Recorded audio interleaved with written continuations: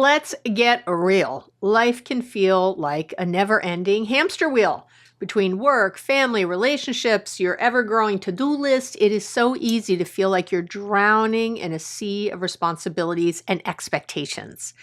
Stress and overwhelm don't just impact your mood, they can wreck your relationships, your physical health, and your overall quality of life. But here's the good news. You can absolutely take back control. Today, we'll talk about the 3 main reasons you get stressed and overwhelmed and my top 8 research-backed strategies to get from overwhelmed to peaceful. So stay tuned. So glad to have you back here on the podcast. You know that I'm Dr. Abby Medcalf, and I am coming at you with a topic that so many of you wrote in about, so many of my clients are talking about, that it just had to go to the top of the queue. Getting out of this feeling of being stressed and overwhelmed is big. So I'm gonna come at you with all the goods. Before we jump in, just a quick reminder that my Patreon community has started, which is basically an online community where you have more access to me and I have more access to you. There's lots of wonderful freebies that come with that. And if you are already in the One Love community, the One Love Collective, wait till the end of the podcast or skip there, whatever you want, and I'll list all the extras that you're getting in that community. If you haven't signed up yet, I hope you do. But as always, I will be delivering the amazing, again, research, all the goods like I always have. I will never diminish what is here, I promise. The One Love Collective, this online community, was really because I wanted more community. I wanted to get to know you more. I wanted you guys to have each other for support. I really wanted to create a great place that felt good and positive where you could get sort of love and support at any time. And that's what that's about. And obviously, it is paid. So the more that I'm supported, the more I can do and give. So I'm really excited about it. But if you can't pay, if you don't have the money for it, or you just don't want to, it's really okay. Again, you will keep getting all the wonderful goods I've always given here. This is just a space, again, where you can go deeper and really get, I hope, truly integrate everything in a loving, supportive atmosphere. Okay, so let's talk about why we get stressed and overwhelmed. There's, whenever you encounter a stressful situation, your body's natural response is to activate the part of your brain called the amygdala. This is the brain region responsible for processing emotions and triggering that fight, flight, freeze response that we talk so much about. That activation leads to the release of stress hormones like cortisol and adrenaline. And then, your body really feels prepared to either confront whatever's coming at it, to run from whatever's coming at it, or to freeze and hope whatever's coming at it doesn't notice it. And again, these are just from perceived threats. It doesn't mean it's a real threat, but if your brain perceives it as such, then this whole biological system takes over. So, and I want to say it's not all bad. That response is beneficial in obviously like acute, life-threatening situations, right? It makes sense.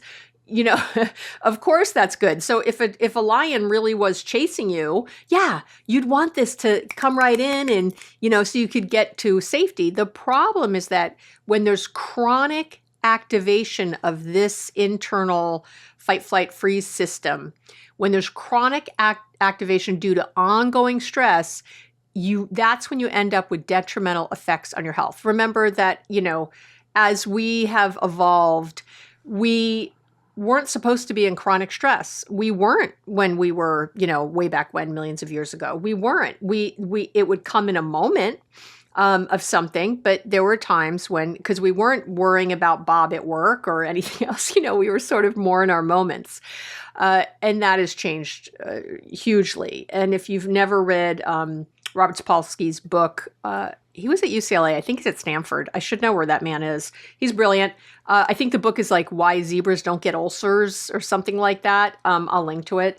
But it's, you really understand all this more. But anyway, so that prolonged exposure to those elevated cortisol, stress-inducing hormone, and neurotransmitter levels is associated with an increased risk of anxiety, depression, cardiovascular diseases, a weakened immune system. I mean, the list goes on. And understanding this, it's a biological, physiological process. It really, to me, underscores the importance of effective stress management techniques to maintain, your mental well-being, your physical well-being, your spiritual well-being.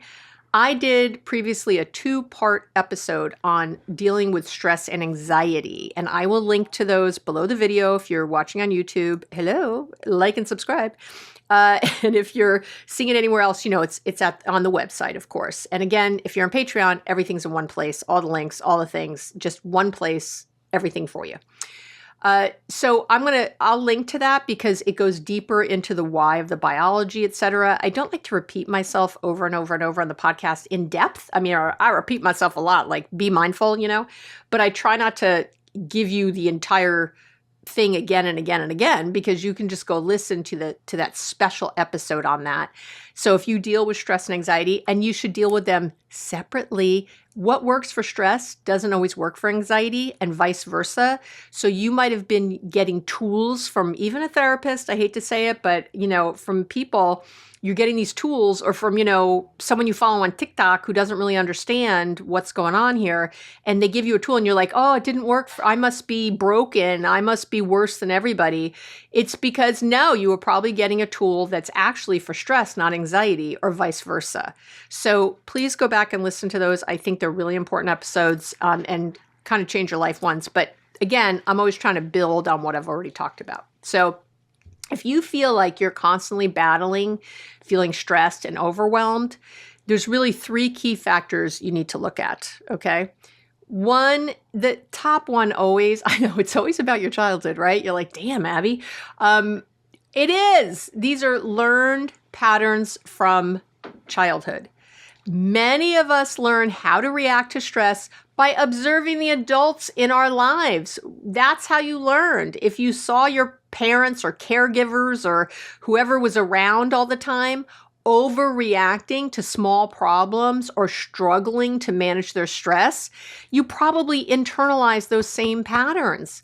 And in the same way, if they avoided addressing stressful situations altogether, if they were super conflict avoidant, you probably struggle with avoidance or procrastination now. So definitely take a moment to think about your childhood and how people reacted to things. Again, I hate to say it, but again, if you're on Patreon, I have journaling prompts on this stuff to go deeper into these 3 reasons why, so you can get a better understanding of where it comes from, and hopefully a better some more forgiveness of yourself, love for yourself, and to really understand that you're not some weird broken unicorn, that things can work for you. The second reason I see the most is due to perfectionism and unrealistic expectations. Okay, that is the other big reason you are probably stressed and overwhelmed. I will say that, I hate to say society, but I'm going to say society, especially here in the US, okay? Different countries are different with this stuff, but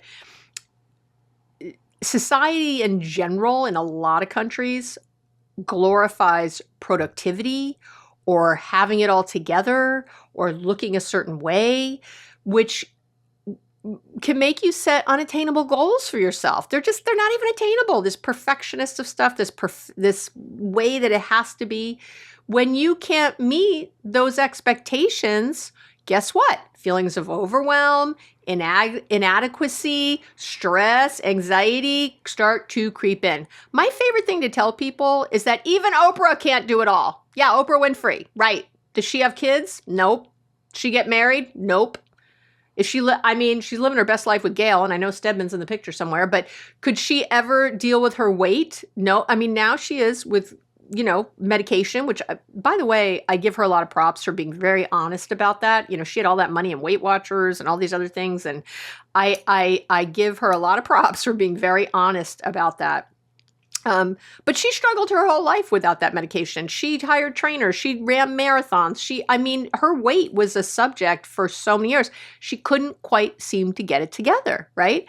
And I would say, here, do you want a little psychological moment with Oprah? and I don't know her, by the way, but I do have famous clients, which she is not one of them. I will tell you that I think it was her way to always be relatable to people. You know, when you have it all, or if it looks at least like it on the outside, that gets over, you know, sometimes you will lose your audience. And I think that, and I think this was subconscious. I don't think it was conscious. I think consciously she really wanted to lose the weight, but I think subconsciously there was just something kind of that kept pulling her back. But anyway, even Oprah can't have it all. Like, so the fact that you think you can, just please let that go. Please let that go. Shonda, what is her name? Shonda Rhimes. She's written, she has a company called Shondaland, and she wrote, like, I think it's Grey's Anatomy, and I mean Murder, She Wrote, and not Murder, She Wrote, sorry. That was Angela Lansbury. I think she did Scandal. I think there was another murder show with Viola Davis. Anyway, she's an incredible writer, creator, producer, all that in Hollywood. And she gave it was a valedictorian speech somewhere where she said, if I'm succeeding somewhere, I'm failing somewhere else. You know, if I'm here at work, I'm not at home putting my kids to bed. You know, if I'm at home putting my kids to bed, I'm missing a meeting that's happening about, you know, how to make a certain episode better. Like, I loved that speech because it was so, and you know what? I'm going to put it in the show notes. Hold on. I'm writing myself a note. So I'll link to that speech on the blog post, or, you know, everywhere that links are, because I think it's such a good one to remind you that nobody does everything. Okay. And then the third reason I see people stressed and overwhelmed is this fear of disappointing other people. I can't tell you how many clients, people, family members, myself for years before I got healthier, how many people equate saying no or setting boundaries with letting other people down? And that really leads, you know, I'm going to get fired if I say no. My mother's going to be upset or disappointed in me. Someone's going to be mad at you. Of course they are. No one likes when you say no. They like you saying yes all the time. But that's about them, not you. That's about them, not you. If you haven't got my Boundaries Made Easy book yet, what are you waiting for? Okay, please get it. Or hunt on, if you don't want to spend any money, hunt on my website with the keyword boundaries, and you will find a ton of good information there for you to start creating boundaries and sticking to them. Okay. So again, I always have things for free if you don't want to spend money. I just have something like the books and programs and things for if you want it all in one place, if you're that person. But not having the boundaries, not saying no, being so worried about disappointing other people, it leads to overcommitting. Of course it does. It leads you to taking on too much. It leads you to feeling overwhelmed when there simply isn't enough time or energy to go around. Again, getting back to the unrealistic expectations and perfectionism, right? So they're all kind of linked. And so really understanding these deeper causes, it just helps you address the roots of your stress. So not just the symptoms, but like the cancer. That's why I always go into the why and not just right into the rest, because if you don't really look at your why and have a very good idea about it, just apply. It's kind of like if I had cancer and I didn't know it, and I might have a fever or other symptoms, and if I was just treating the fever or other symptoms, I might be able to make the fever go away for a little bit, right? But it's going to keep coming back because I'm not taking care of the cancer. I'm not taking care of the real root problem. And so I want you to think of it like that. And that's why I do all the podcasts this way, because obviously I could just do clickbait and just be out there with everybody else with a 10-minute video. Here's the 10 strategies you need. But if you're listening, it's because you are smart. You want all the information, and truly you want to really integrate it. You want to learn. You want to understand yourself. You want to create shifts, true shifts that lasting change.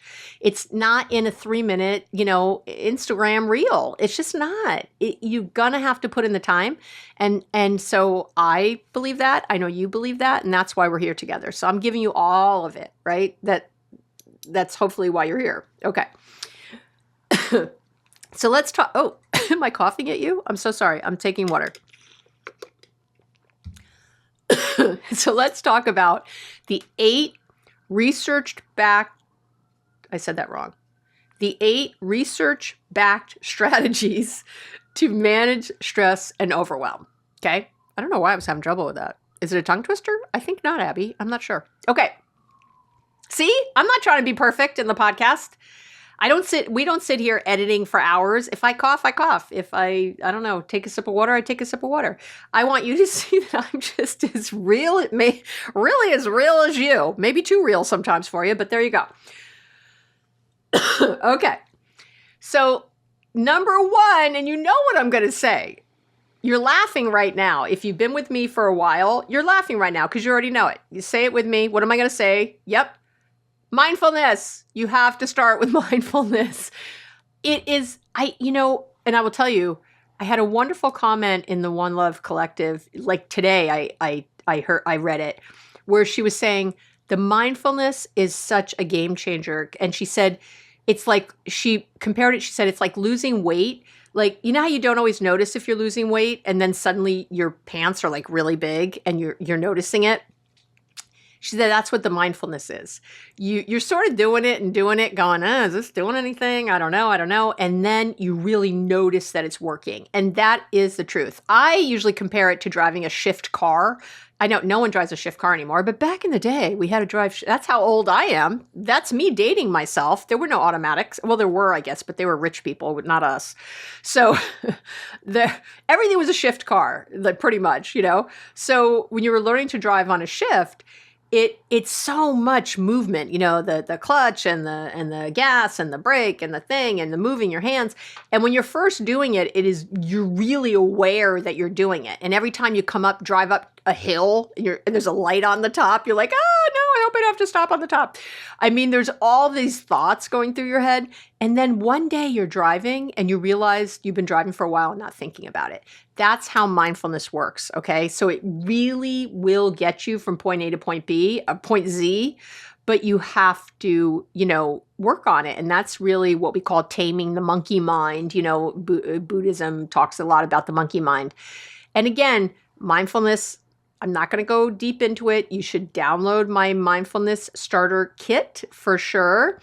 But I will just say it's not meditation. I will repeat that 100 times. I have a meditation starter kit also. These are free. So you can download either, if you want to start meditating, great. Start with the meditation starter kit. And if you want to learn on being mindful, start with the mindfulness starter kit. They are different things.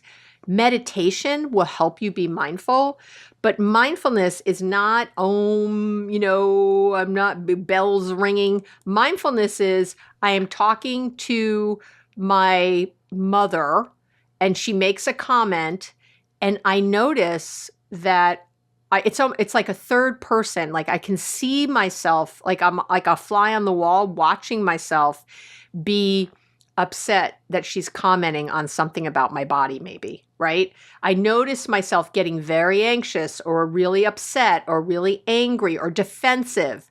It's you have full awareness in your daily activities, whatever that might be.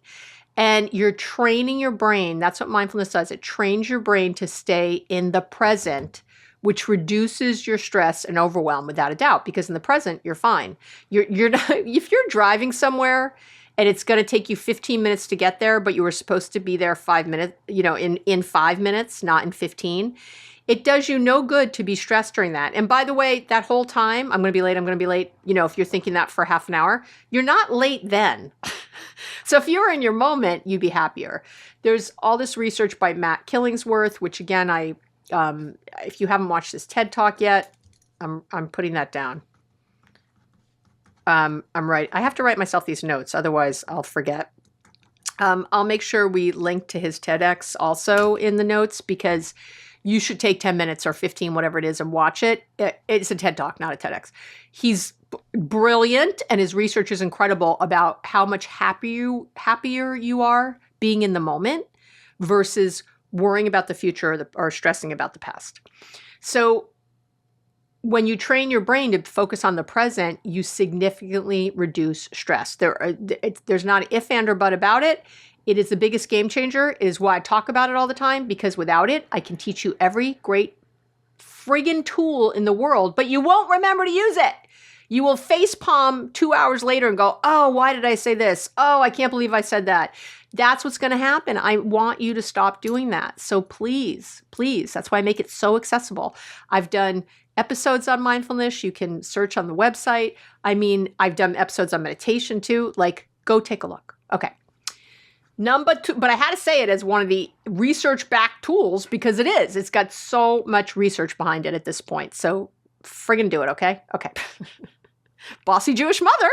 That's what you pay for here. What you don't pay for here, I guess. I'm going to be a bossy Jewish mother because I love you and I really want you to have a different life. And these are the things that work. And remember, I'm never just talking about myself. Yes, I use these tools. And yes, I use myself as an example sometimes. But it's because it's worked with literally thousands of people I've worked with over the years. My 40-year career, I've literally worked with thousands of people.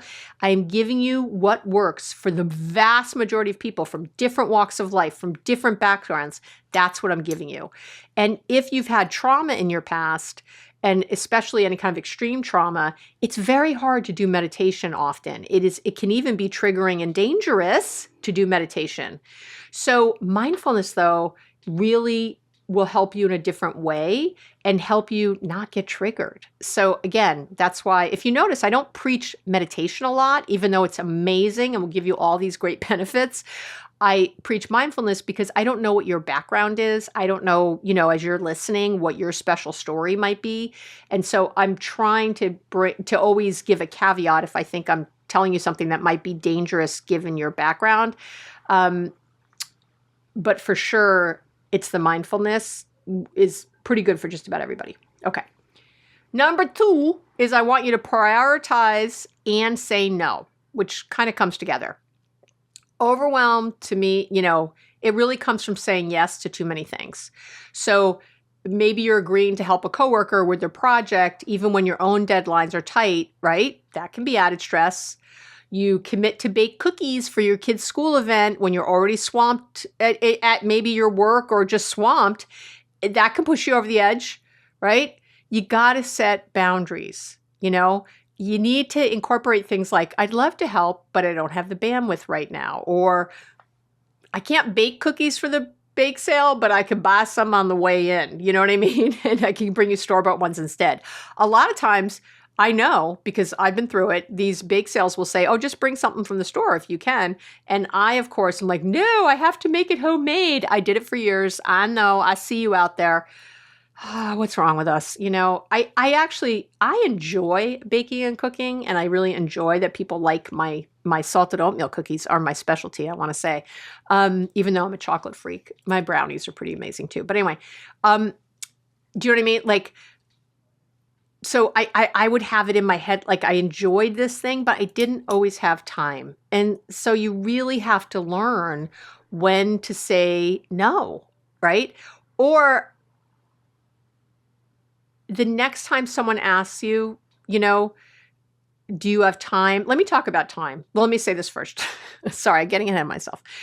You got to pause and ask yourself when people ask for things, does this align with my priorities?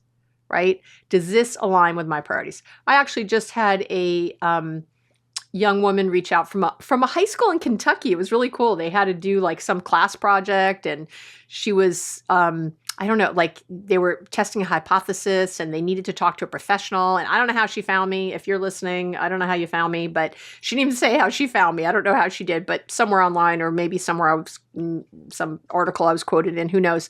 But, and I would like to help her. I do try to help people that just ask out of nowhere. I do, but I have boundaries around it. And right now I have already said yes to everything I can say yes to. And sure, this would only take a half hour, but I said no. I said, listen, if I can do this in March, I know that sounds far away, but that's where my schedule is right now personally. And so I said I can do this in March. If you still want it by then, let me know and we'll schedule something in March. If it's too late by then I really can't help you, right? So you got to say no. And I want to really say this, which I did a whole episode about bandwidth. It's I'll think of the title of that episode soon and I'll link to it, where it's not how much time you have, it's how much mind you have. And the big mistake I see people making when it comes to saying no and prioritizing is that you think you go, oh, I have time to do that, right? So like me, like, could I find time, a half hour or something to give this student? I guess I could, but again, that's not the only request I've had. So if I keep looking at my time, but what I know is I need to get off of work a certain time. I need to decompress. I need to really give myself lots of ease and room, because otherwise, so I might have time. You might look and go, well, what are you doing? You're laying on the couch, right? Or you're just reading a book, you're reading a book, or you're walking your dog. You could have answered these questions on the walk with your dog. You could have scheduled that. No. I need to empty my mind sometimes. It is a lot for me and for you too. You don't have to be a psychologist to think it's a lot to constantly be, putting yourself out there and giving and talking and working on your social battery. It is, you have to have that quiet. And so your bandwidth, again, it's not how much time is in your day, it's how much mind is in your day. And this is true because you've said to yourself, oh, I get off of work at 5, I'm home by 6. I don't go to bed till 11. I have 5 hours. Of course I can clean out the closet or go to the gym or have dinner out with friends or 100 other things that you say you're going to do. And what do? Let's get honest. You're on the couch eating things you shouldn't, or maybe having too many drinks or smoking pot or something, and you are binge watching something on Netflix, right? Or Hulu or wherever you listen.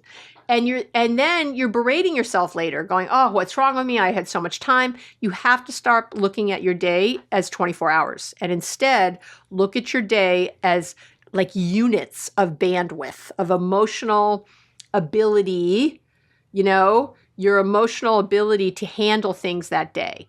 And it does not correlate with how much time you have.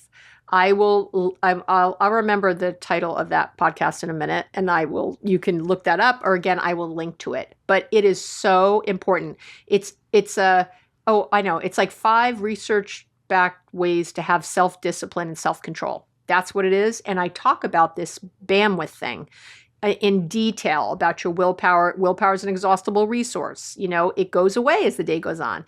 So again, there's time left, but there's not mind left. And that will change your life right there. That's a change your life, isn't it? Thank you, Abby. Abby, thank you. I could stop listening right now. Don't, but I could because I got so much out of today. Okay. I also want you to practice saying thank you for thinking of me, but I can't commit to this right now. And I want you to think about having a policy where you say no first, right? I'm not kidding. Say no first. Like if this is a problem for you saying no, say no and then think if you can come back and say yes. But when we say yes and then we hedge and go, well, I don't know, let me look. But yeah, I think so, let me look. When you say that, you're hooked. You're hooked in, and now you're going to feel very bad or guilty, and you're probably going to wait too long because you don't want to disappoint people for all those reasons, that you're this way. It's a horrible, horrible cycle you put yourself in, and it has to stop. So I say with love, say no first. Okay. In these situations, if you're too easily say yes and don't keep your boundaries. All right.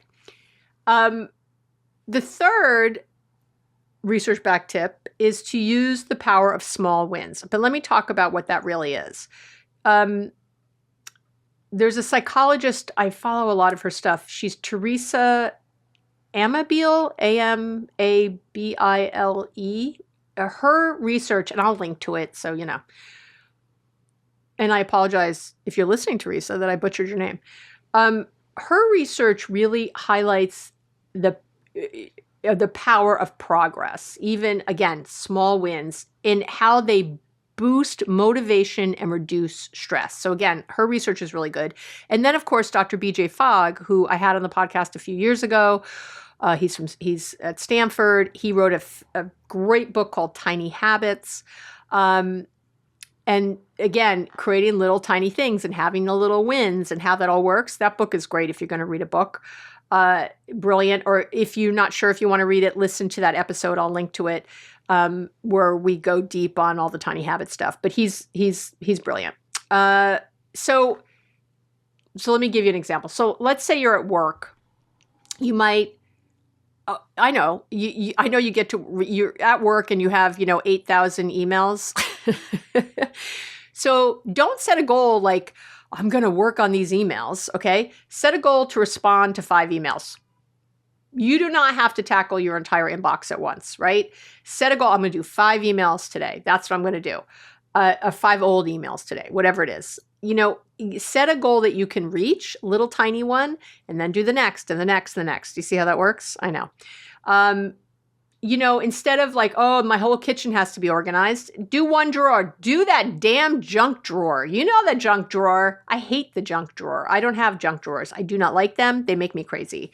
I have drawers that are organized. I used to have junk drawers. I used to have junk piles sitting on top of the counter all the time.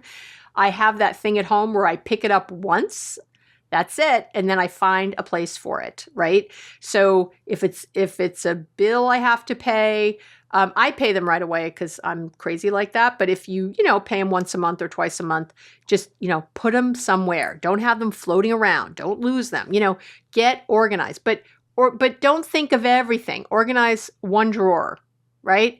My other favorite thing to do, and I did this for years with my kids when they were young and teenagers, is, one of my kids is still a teenager, but set a timer for 10 minutes. You know how you're sitting there and you're like, oh, I have to go clean the kitchen. It's going to be forever, right? And then you don't clean the kitchen, and then the next day everything is hardened on there and it's disgusting and gross. Yeah, I know.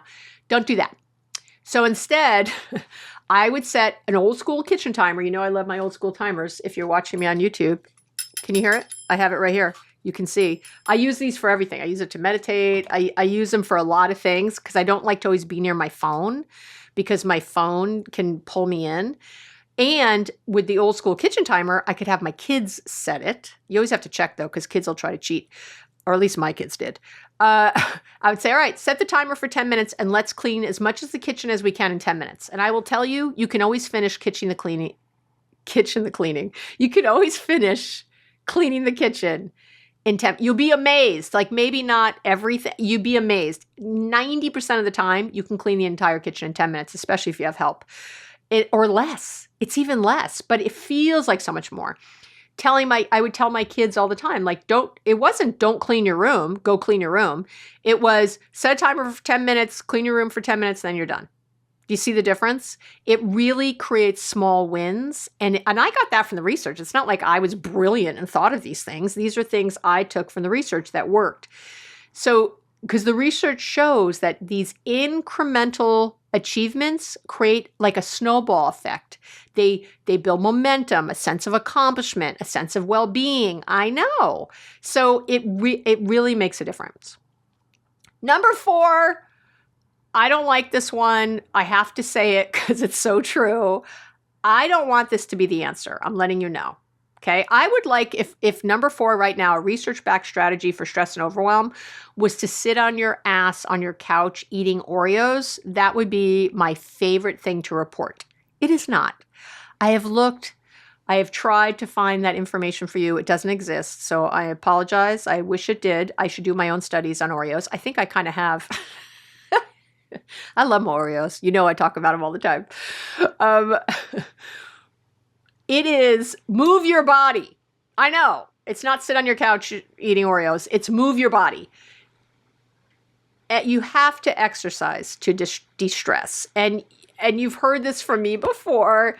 The research shows that exercise is one of the best stress relievers out there. I know it's so wrong. Regular physical, and some of you love to exercise. God bless you. You know it's not me. Regular physical activity reduces those levels of cortisol, those stress-inducing hormones, while boosting endorphins and enkephalins. And let me tell you, those are the feel-good hormones. And endorphins and enkephalins are in charge of pain, anxiety, and stress. I know. So when you boost those, you feel it's like your body's natural Valium. I know. I know. But it just is. Now, let me just say this, though. Different types of exercise can uniquely impact your stress levels. Okay, so I will say that. So, for example, cardio activities, so running or cycling, are great for releasing pent-up energy and increasing your overall stamina for things, right? I don't like doing those things. So I will try maybe on a treadmill. I don't jog. I don't like pound on my bones. I'm old, and not even that. It's just not good to be doing that. So I, walk at an incline on a high repetition as much as I can. So I'm not like pounding on my body outside. My chiropractor's like, do not do that. Um, so that's how I sort of do that. And you can get obviously really good cardio that way, but really think for yourself of how that works. Yoga, something like yoga, focuses on deep breathing, stretching. It activates your parasympathetic nervous system, which really promotes relaxation. When your sympathetic nervous system goes on, that's where that fight, flight, or freeze comes from. Really, the fight or flight, comes on. When your parasympathetic is the kind of cool down from that, and that is what we always want to turn on. Just taking a deep breath will turn on your vagus nerve, and a long, slow exhale will turn on your vagus nerve and will turn on that parasympathetic nervous system. I know. So, but just breathing isn't quite enough, although I'll talk about that in a moment. Really, really think of some kind of exercise. Strength training boosts confidence, mental resilience, because you see progress over time, right? You're lifting, 10 pounds instead of 5 pounds, that kind of thing. Really, you want to choose a mix of activities so you can target the physical and the mental aspects of stress relief. I know, you really want to. And the studies show that even 30 minutes of moderate exercise 3 times a week can make a really big difference. Again, I'll link to all the research. It just is. I'd like you to figure out a way. And again, if you're maybe really out of shape or really overweight or very old, start with just taking a walk. Don't start at 30 minutes. Start, again, small wins. Start with saying, every night after dinner, I'm going to walk around the block. That's what I'm going to do every night after dinner. And after you do that for a while, guess what's going to happen? You'll be like, oh, I'm out here. I've done it. And then I'm going to walk twice around the block. And then maybe I'm going to walk faster around the block, or I'm going to try to beat my time. I'm going to walk around the block. I'm going to keep it at just once, but I'm going to time that. And now I'm going to try to beat that time and walk, then tomorrow when I walk around the block, something like that. There's lots of ways to do this in very small incremental ways to get to your goal, which is 30 minutes 3 times a week. And if you do more than that, fine. But again, don't be a perfectionist and don't think you have to do it perfectly. Okay. So, and I will tell you that one of my favorite things to do. So this is what I do. You want to hear? This is a little secret life of Abby. Here we go. I dance in my office. Yep. If you're watching me on YouTube, this is my office. It's not in my house. I have an office that's not in my house. And I have a nice space here, and I'm pretty much alone here. Since the pandemic, nobody comes into the other offices, so I can put on music pretty loud, and I sing really loud and dance in my office. I just let go. No one's watching me. No one can see me. I don't know. There's some buildings out my window. Maybe someone's on their balcony somewhere. I have at it. Nobody wants to see me doing this, but it's not like I'm dancing naked, but I go all out, and it's one of my very favorite thing to do. And so I'll listen to a certain amount of songs, which will equal a certain amount of time, right? I used to, and let me say this, I really feel uplifted as well as that release, the physical release, and I feel uplifted. So, and you can do that a few times a day. You could dance really hard to, I don't know, what is each song, like 2 minutes or 3 minutes, If you did 3 songs, if they're 3 minutes or so, that's 10 minutes. Do that 3 times a day. I don't know. Just listen to 3 songs, go crazy, or 4. I sort of do it that way. And I just really get into it, which is really fun.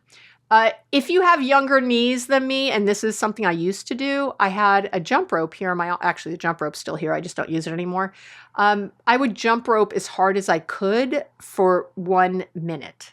And it's really effective. Talk about burning some stress hormones, baby, that works like nobody's business. There's things like that. Do you know what I mean? Okay. Number 5, a research-backed way is to practice appreciation and gratitude. I know, because you got to shift your focus. When you're stressed and overwhelmed, it's so easy to focus on everything going wrong, or all the things you have to do, or all the things. And this one client I have currently really stands out. She was like me. It's so cute. She's this very cynical New Yorker. She's a cynical New Yorker.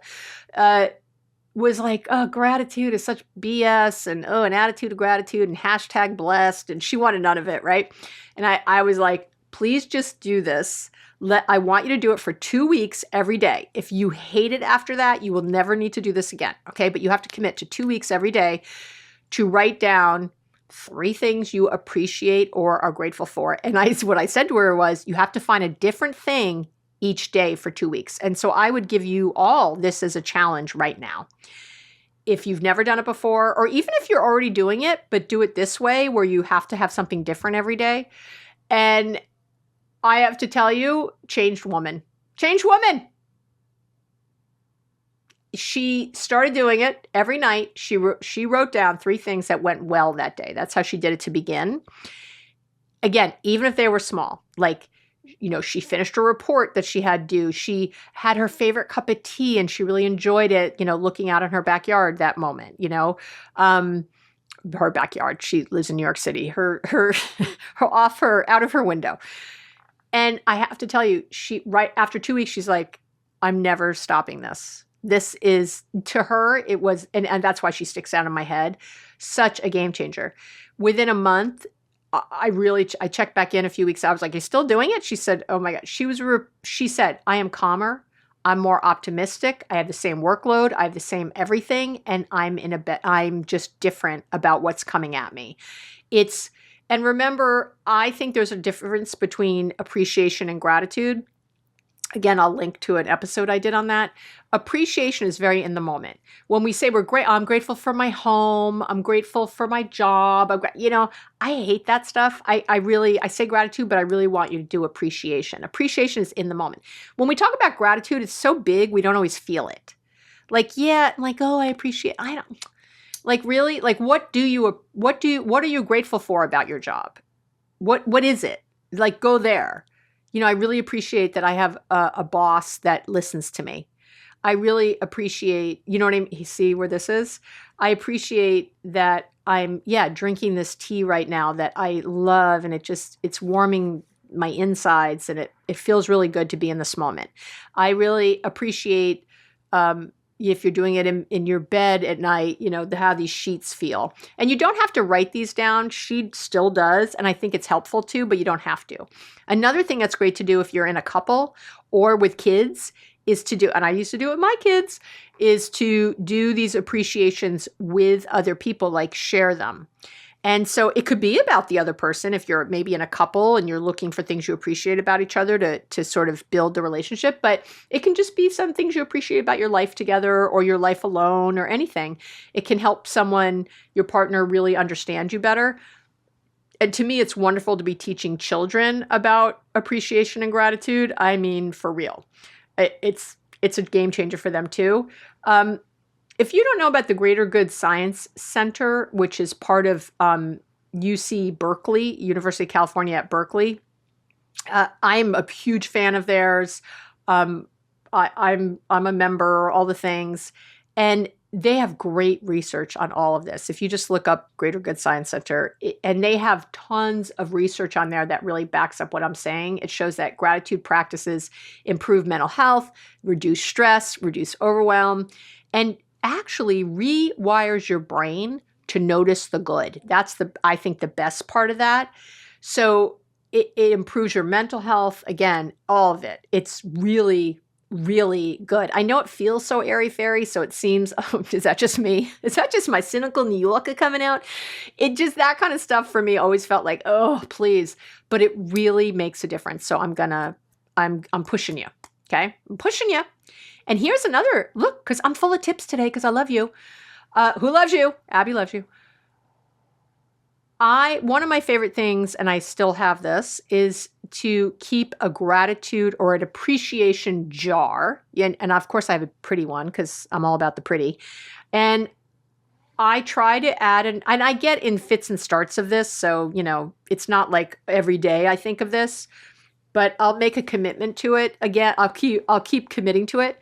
What you do is whenever something good happens, or when someone says something nice to me, I write it down on a little scrap of paper and I fold it up and I put it in the jar.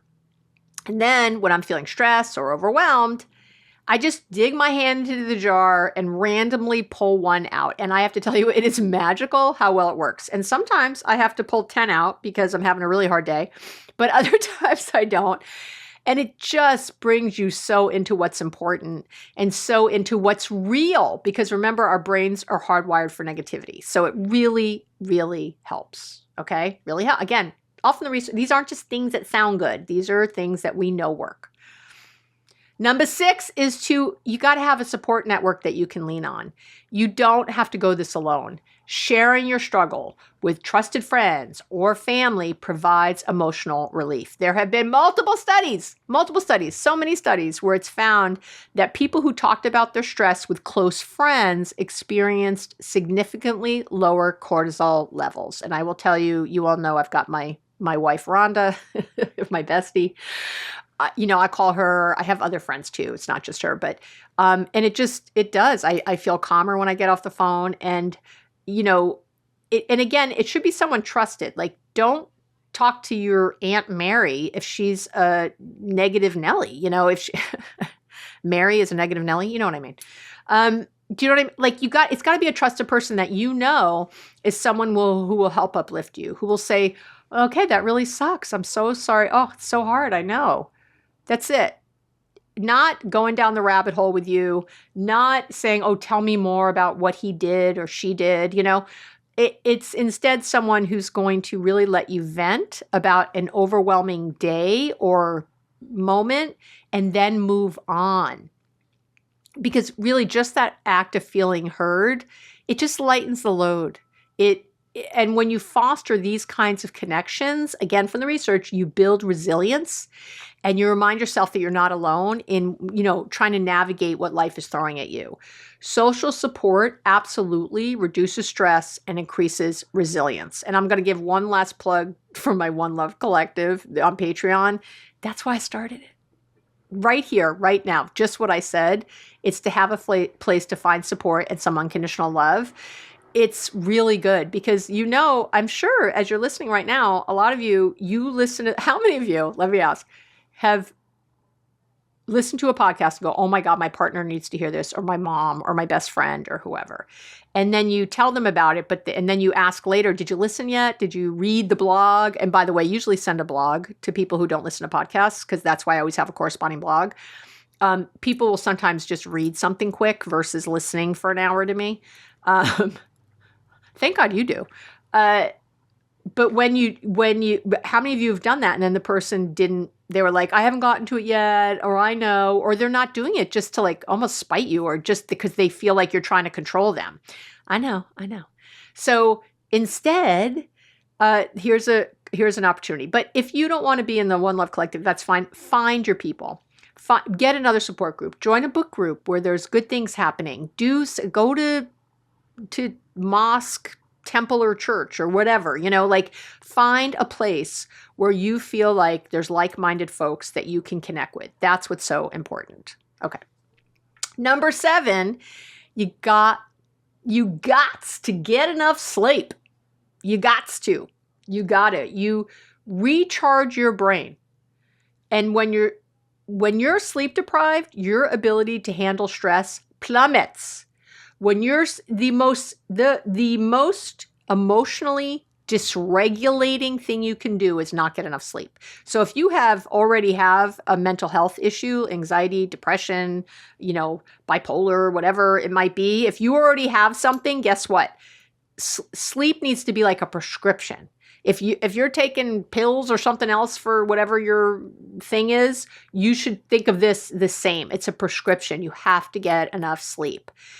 When you're deprived, it again, all of your ability, and when you wake up in the morning, if you've been sleep deprived, when you wake up in the morning, that, remember I talked earlier about, your willpower reserves, that it's an exhaustible resource. Well, you're waking up with less kind of willpower units, shall we say, for the day. I mean, think about it. If you got a crappy night's sleep, when you wake up, are you thinking, oh my God, I just have to make a really healthy breakfast for myself? No, you're like, screw it. I didn't get any sleep. I need a ton of triple cappuccino lattes or whatever. You could tell I don't drink coffee. And I need sugar. And I need, you're right. Sleep is your body's natural reset button. But, a lot of people struggle with sleep challenges, insomnia, restless nights.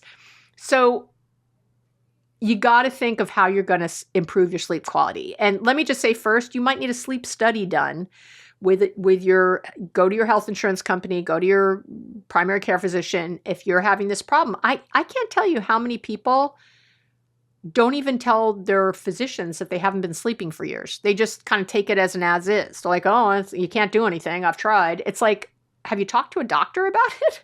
I mean, it's a medical issue or a psychological one.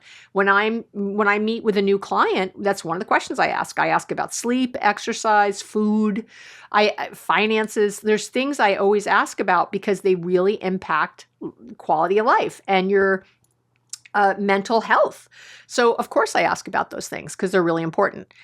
But for sure, I would say no matter what else, think of creating a bedtime routine, dimming the lights, putting away screens an hour before bed, and engaging in, calming activities like reading or meditating or, I don't know, take up sewing, something that that wouldn't be calm for me, but you know what I mean. If you're dealing with insomnia, like if that's been an ongoing thing, there is cognitive behavioral therapy for insomnia. It's highly effective and evidence-based. So you might not even have thought that. There's, again, kind of more simpler things like maintaining a consistent sleep schedule, avoiding caffeine after a certain time in the day also helps. So, and you need, if you're an adult listening, an adult meaning 25 or over, I know you think I'm an adult, I'm 23. Nope. It's really 20. Your brain is fully developed in your mid to late 20s. So it's really when full development of the brain has happened. You need between 7 and 9 hours of quality sleep each night. That's what you're aiming for. Okay. And so, and for Patreon members, I have an extra special thing. So wait till the end to help with sleep. Okay. Number 8 is to get creative. And this is something I'm really excited about talking about right now. And I've saved it for last. Although I'm going to give you 3 bonus tips to change in a moment right after this. But because you know me, I want to give you extra. So here's what's so cool. We have long known that when you're stressed, your ability to be creative goes out the window. People who are really stressed and really overwhelmed, they because of what happens in your brain, stress significantly. Did I say? Can I talk today? What's going on, Abby? I swear I'm not drunk. I swear that's not the problem. Stress significantly hinders creativity because it narrows your focus and activates your brain's survival mechanisms, right? Again, that prefrontal cortex shuts down. You spiral into the fight, flight, or freeze.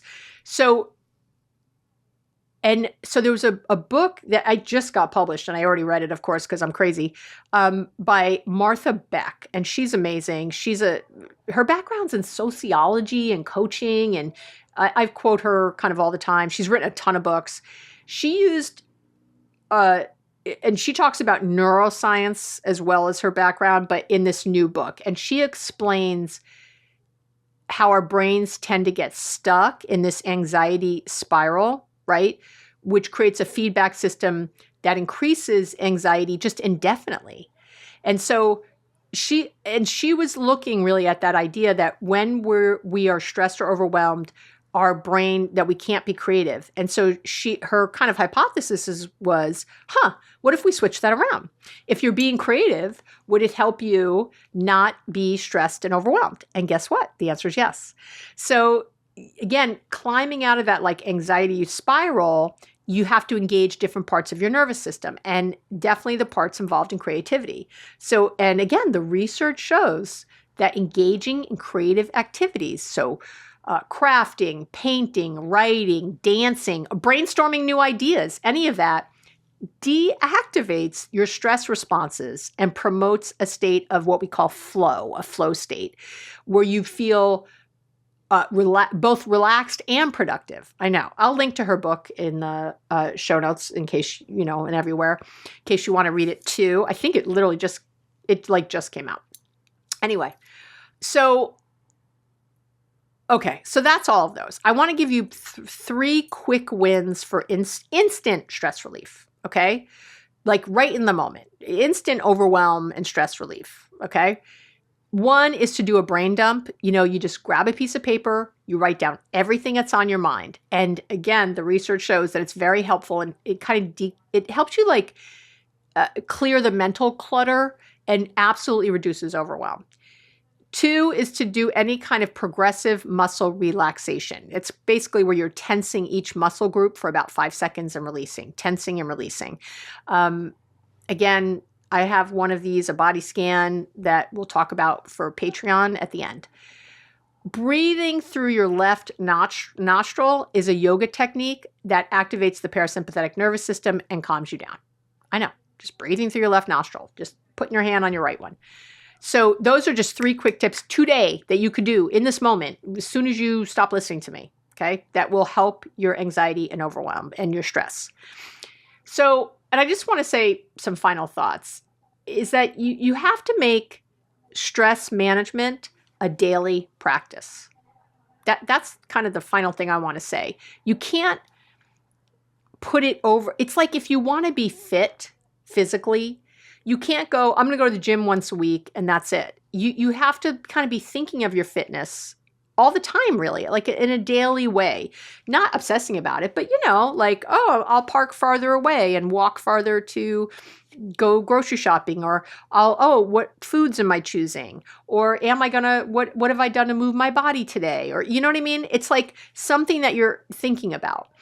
Dealing with stress and overwhelm isn't about eliminating challenges, because you'll never do that, and nor do you want to. Challenges help us grow. It's really about building resilience and creating habits that protect your mental health. Okay? So I had a client once, I remember she always described her stress. She said it was like a never-ending storm. And with her, we just started incorporating one strategy. And for her, it was just setting clear priorities every day. Every day, I said, every night before you go to bed, write down 3 things that are priority for tomorrow. 3 things that are your priority. And then when you wake up, when you go to work or whatever, you look at those 3 things, and anything that's coming at you, any way that you're spending your day, look at your schedule. Are those 3 priorities going to get hit? Or are people asking you to do things that are outside of that? You know what I mean? And I have to tell you, it took a few weeks, maybe 3 weeks, 4 weeks. She's like, oh my God, I feel so much more in control. And believe it or not, she found time she loved to garden and she never had time. And suddenly she's like, oh, I have time to garden. It's not that, again, time is a construct. It is your attention management. So whenever people say to me that they have a time management issue, I say, no, you don't. You have an attention management issue. There's plenty of time. It's where your attention is. What are you focusing on? And a lot of times we're focusing on the wrong things, and we're spending time in things we don't need to spend time on. And I have to tell you, that transformation, it wasn't magic with this client or with me or with my other clients. It's about these small, consistent changes. You have to remember, you don't have to do everything at once. Again, pick one strategy from this whole list of strategies I had today and just commit to it. And over time, those small shifts, they create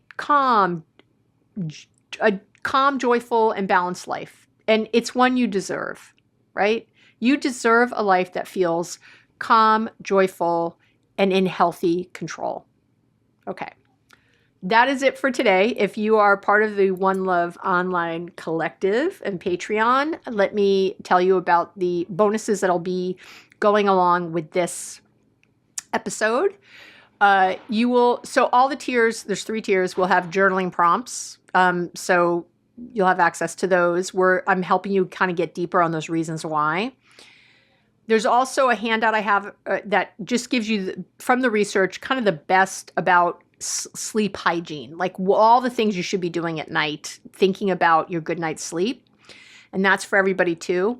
Then I created a bunch of worksheets that cover all these research-backed tips. I kind of went through the tips and the research, and then it just helps you get really nitty-gritty with all of them or any that appeal to you, that if you want to go deeper on a certain strategy, and that's for tiers 2 and 3. And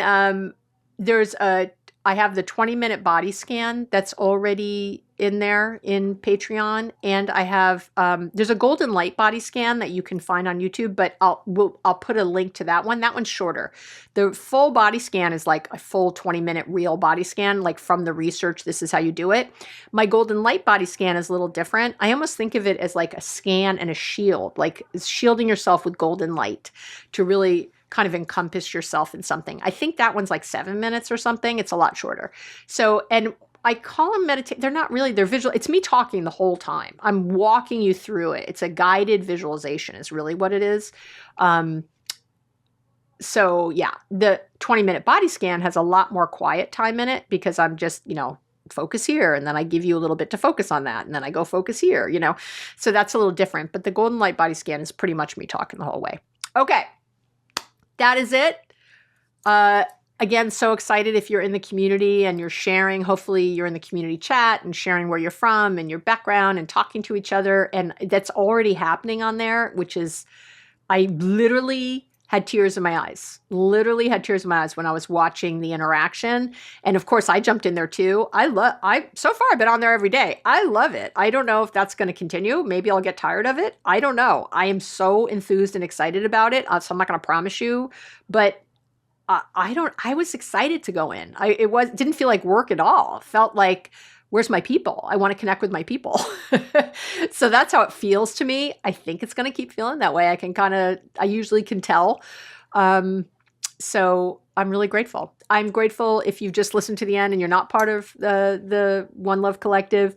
I am grateful if you're here at all with me. It just, it's a really beautiful life I have that I get to do this with you. So I thank you. And I love you if no one's told you this week or today.